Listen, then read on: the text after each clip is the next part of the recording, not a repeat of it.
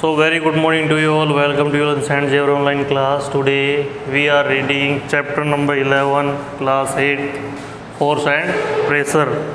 तो मैंने आपको बताया था कि फोर्स की नॉर्मली जो डेफिनेशन है वो पुलिंग और पुशिंग है एनी ऑब्जेक्ट। अब मैं आज बात करेंगे डायरेक्शन के बारे में कि डायरेक्शन का फोर्स के ऊपर क्या इफेक्ट पड़ता है। तो मैंने कल आपको बताया था कि कोई अगर ऑब्जेक्ट है और इस ऑब्जेक्ट को हम दो साइड से फोर्स अप्लाई कर रहे हैं, एक इधर से और एक इस साइड से। ये जो फोर्स है वो 20 न्यूटन था, अगर मान लो, और ये 30 न्यूटन फोर्स है। तो जो रिजल्टेंट फोर्स होगा, या आप उसको बोल सकते हो एक तरीके से कंप्लीट फोर्स, जो आप बोलोगे टोटल फोर्स, नेट फोर्स जिसको अपन बोल सकते हैं, नेट फोर्स वो होगा 30 न्यूटन माइनस 20 न्यूटन, जो कि बराबर होगा 10 न्यूटन की। ठीक है, इसको अपन इसका नेट फोर्स बोलेंगे। अब ये जो नेट फोर्स है ये किस पे डिपेंड करेगा? देखो, अगर अपोजिट साइड में फोर्स अप्लाई हो रहा है तो ये जो फोर्स होगा वो सब्ट्रैक्ट होगा, यानी अपोजिट डायरेक्शन के लिए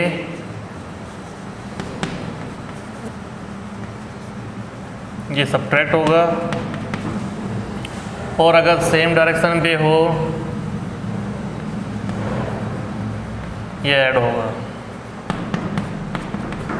मतलब इसी ऑब्जेक्ट को अगर मैं दो साइड से फोर्स ना दे के अगर इसी डायरेक्शन से फोर्स लगाऊं, ये 10 न्यूटन का है और ये 5 न्यूटन का है, तो यहाँ नेट फोर्स होगा वो ऐड हो जाएगा, जो कि बराबर होगा 10 + 5 that is equal to 15 newton. Okay, तो नेट फोर्स डिपेंड करेगा डायरेक्शन के ऊपर। मैंने आपको ये भी बताया था कि जो ऑब्जेक्ट है वो कहाँ डिस्प्लेस होगा और कहाँ नहीं होगा, तो ये भी डिपेंड करेगा डायरेक्शन के ऊपर और फोर्स के ऊपर। फोर्स की क्वांटिटी कितनी है, ज़्यादा किस साइड में, कम साइड। देखो ये कम साइड है और ये ज़्यादा वाली साइड है, तो ज़्यादा वाली साइड के अंदर जो ऑब्जेक्ट है वो मूव हो जाएगा। ठीक है, और ऐसे ही मैंने आपको बताया कि नेट फोर्स किस तरीके से फाइंड आउट करते हैं, तो ये नेट फोर्स निकालने का सिस्टम है।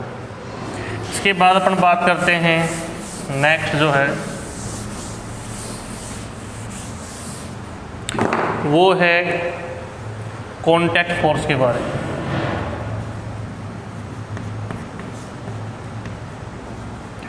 मतलब अगर कोई ऑब्जेक्ट है, जैसे ये ऑब्जेक्ट है और ये किसी सरफेस पे रखा हुआ है, ये सरफेस है, ये सरफेस के कॉन्टैक्ट पे है, तो इसको अगर मूव करना है या इसके ऊपर फोर्स अप्लाई करना है तो इसमें कौन कौन से फोर्स जनरेट हो सकते हैं। जैसे मान लो मैं बात करूं, अगर मैं इसको मूव करना चाहूं तो मैं इसको बिना अपने मसल्स यूज़ किए हुए मूव नहीं कर सकता हूं।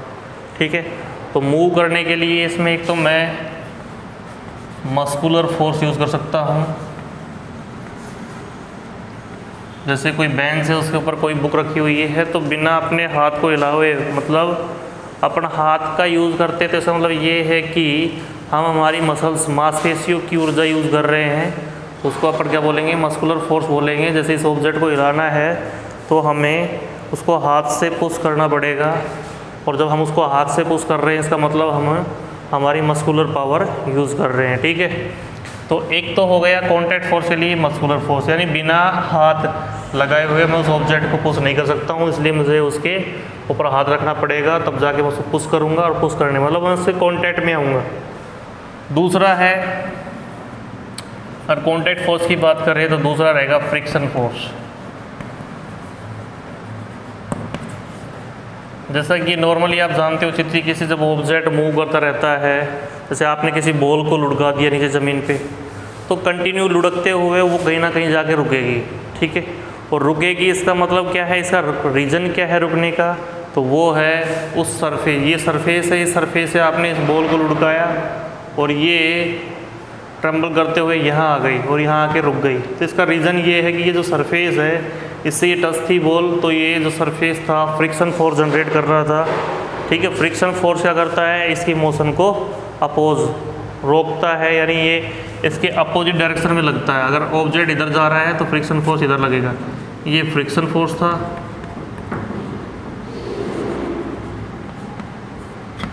और ये ऑब्जेक्ट मोशन, मतलब ये ऑब्जेक्ट मोशन के अपोजिटली वर्क करेगा, ठीक है, फ्रिक्शन फोर्स क्या।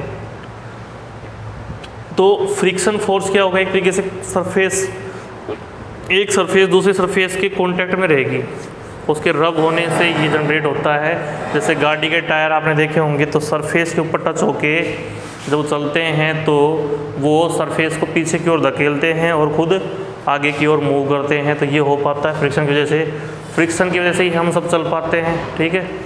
अगर सरफेस पे फ्रिक्शन नहीं हो, फ्रिक्शन फोर्स जनरेट ना हो तो हम चलने में अनेबल होंगे, ठीक है। तो इसका मतलब ये है कि लगभग हमारे जो वर्क हैं अगर वो कॉन्टैक्ट फोर्स से रिलेटेड हैं तो वहाँ फ्रिक्शन जनरेट होगा ही होगा, ठीक है। तो अगर मैं बात करूँ बर्फ़ की, तो बर्फ़ के ऊपर अपन चलते हैं तो वहाँ फ्रिक्शन की वैल्यू कम हो जाती है। या कोई फर्श है, फर्श के ऊपर अगर अपन ऑयल डाल दें और अपन वहाँ चलना पड़े तो फ्रिक्शन की वैल्यू वहाँ भी कम हो जाती है, तो वहाँ हम चलने में असमर्थ होते हैं। इसका रीज़न यही है कि वहाँ फ्रिक्शन जनरेट नहीं हो रहा है, ठीक है। तो ये थे दो कॉन्टैक्ट फोर्स जिनकी वजह से क्या होता है, जो फोर्स की वजह से क्या होता है, ऑब्जेक्ट मूव करते हैं, ठीक है।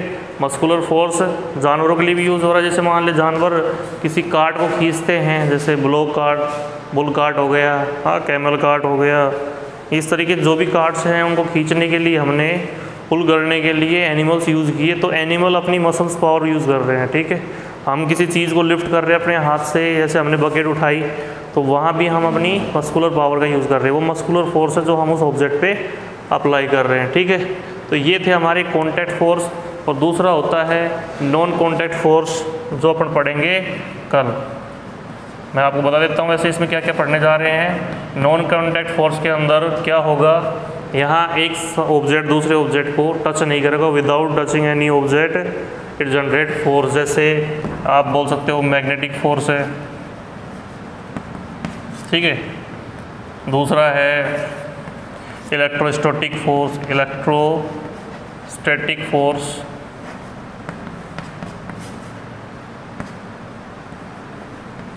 Gravitational force,